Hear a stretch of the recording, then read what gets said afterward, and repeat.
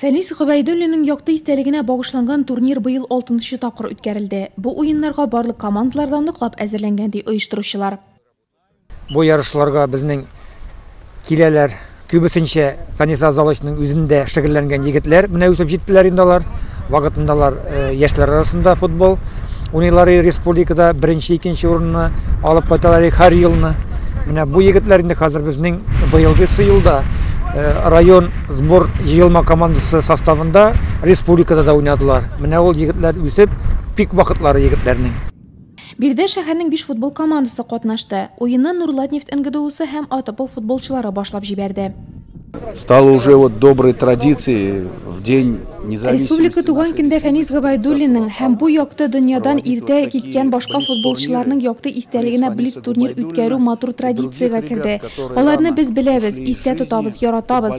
Мондый турнир футболчыларыбызны искә алырга, яшьләрне һәм ветераннарны берләштерергә ярдәм итә. Чөнки биредә яшьләр дә, ветераннар да катнаша. Минем мәсәлән АТП 2 командасында 17-18 яшьлек егетләр уйный. Биредә алар 2нче ел инде катнаша. Быел без район буенча 4-нче урынны алдык. Әлеге турнирда Фәнис Гобәйдуллин тәрбияләгән 40лап футболчы катнашты. Оештыручылар сүзләренә караганда, алар шәһәрнең барлык футбол командаларында уйный. Тәртипле, уеннарга бик җитди әзерләнүләре белән аерылып торалар һәм үз тренерларын бик хөрмәт итәләр ди Әнәс Нәбиуллин. Фәнис Азалыч тренер булып эшләде бездә. Спорт мәктәбе саналмый. ДЮКФП деген организация бар безнең Нурлатта. Детский юношеский клуб физической подготовки. Менә шунда инде без бергәләшеп эшләдек. Ул инде бик акыллы кешеләрдән, безнең арабызда иң акыллы егетләрнең берсе иде.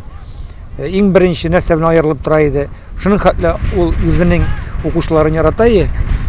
Менә бу укучылар, менә шунысын әйтәсем килә.